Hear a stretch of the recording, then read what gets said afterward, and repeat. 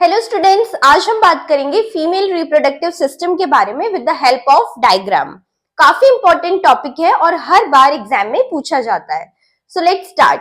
अब female reproductive system के पास में ओवरीज होती है। आप यहाँ देख सकते हैं डायग्राम्स में जो ये ओवरीज है ये करती है फीमेल गैमीट यानी कि एग का प्रोडक्शन। तो ये जो ओवरीज है, a pair of ovaries, two ovaries present है, तो ये फीमेल में एग्स को रिलीज करती है। और ओवरीज का एक और फंक्शन है, जो फीमेल्स में हार्मोन्स होते हैं ईस्ट्रोजन और प्रोजेस्टेरॉन, उसका रिलीज भी करती है ओवरीज। तो जो ईस्ट्रोजन है वो फीमेल के सेकेंडरी सेक्सुअल कैरेक्टर्स के लिए रिस्पॉन्सिबल होता है, और प्रोजेस्टेरॉन जब प्रेगनेंसी होती है तब प्रोजेस्टेरॉन का रिलीज होता है। अब ओवरीज एक ट्यूब से कनेक्टेड रहती है जिसका नेम है यूट्राइन ट्यूब, या हम उसे फेलोपियन ट्यूब भी बोल सकते हैं।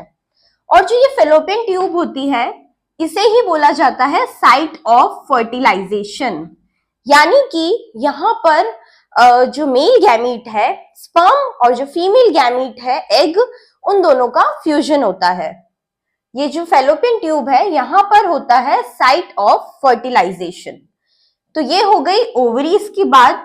इसके बाद जो ये ओवरीज है एक ट्यूब लाइक स्ट्रक्चर से कनेक्टेड है जिसका नेम है फेलोपियन ट्यूब, और वहां होता है फर्टिलाइजेशन एग और स्पर्म का। अब फेलोपियन ट्यूब के बाद हम बात करेंगे यूट्रस की। तो यहाँ फेलोपियन ट्यूब है, ये जो ट्यूब लाइक स्ट्रक्चर है इससे कनेक्टेड है फीमेल का uterus. Uterus bag like structure होता है और काफी मस्कुलर होता है। आप यहाँ देख सकते हैं डायग्राम में, ये जो बैग लाइक स्ट्रक्चर है इसे बोला जाता है यूट्रस, और इसे मदर्स वूम भी बोलते हैं, बिकॉज यहाँ पर 9 मंथ्स तक फीटस जो है प्रेजेंट रहता है, और जो यूट्रस की वॉल होती है जिसे प्लेसेंटा बोलते हैं, तो वो जो है फीटस को न्यूट्रिशन प्रोवाइड करती है। ये जो रेड कलर स्ट्रक्चर है, जो वॉल है ये प्लेसेंटल वॉल, तो ये करती है बेबी को न्यूट्रिशन प्रोवाइड। यहाँ पर 9 मंथ्स तक जो है मदर्स वूम, या हम बोल सकते हैं यूट्रस, यहाँ पर जो है बेबी का डेवलपमेंट होता है, और प्लेसेंटा वॉल जो है वो उसे न्यूट्रिशन प्रोवाइड करती है। और जो यूट्रस है काफी मस्कुलर होती है, और जो इसका शेप है वो पियर शेप होता है। आप यहाँ देख सकते हैं ये पियर शेप जो है ये है यूट्रस। अब बात करेंगे हम लोग सर्विक्स की। तो यूट्रस से कनेक्टेड रहती है एक लेयर जिसे बोला जाता है सर्विक्स, और जो ये सर्विक्स है ये रिस्पॉन्सिबल होती है opening and closing of vagina के लिए। मतलब कि यूट्रस के बाद हमने बात करी सर्विक्स की, जो एक लेयर है जिसकी वजह से ओपनिंग और क्लोजिंग होती है वेजाइना की। तो सर्विक्स की बात हो गई। उसके बाद आता है फीमेल वेजाइना, जिसे बर्थ कैनाल भी बोला जाता है।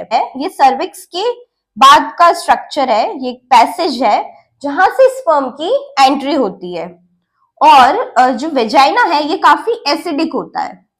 अब जो वेजाइना है, ये क्वेश्चन भी आ सकता है कि एसिडिक क्यों होता है वेजाइना का पीएच। तो ये इसलिए होता है ताकि जो बैक्टीरियल इन्फेक्शंस है उससे एक फीमेल बच सके। अगर वेजाइना का जो पीएच है वो एसिडिक होगा तो वहां पे काफी जो बैक्टीरियाज डेवलप हो रहे हैं उन्हें किल कर पाएगा जो एसिडिक पीएच है। तो इसलिए जो है वेजाइना का पीएच एसिडिक होता है। तो ये हमने बात कर ली फीमेल रिप्रोडक्टिव सिस्टम की। सबसे पहले अ पेयर ऑफ ओवरीज जो कि एग का रिलीज करती है और हार्मोन प्रोड्यूस करती है जिसका नेम है ईस्ट्रोजन और प्रोजेस्टेरॉन। देन एक ट्यूब कनेक्टेड है ओवरीज से जिसका नेम है फेलोपियन ट्यूब, और फेलोपियन ट्यूब है साइट ऑफ फर्टिलाइजेशन जहां पर मेल गैमीट और फीमेल गैमीट का फ्यूजन होता है।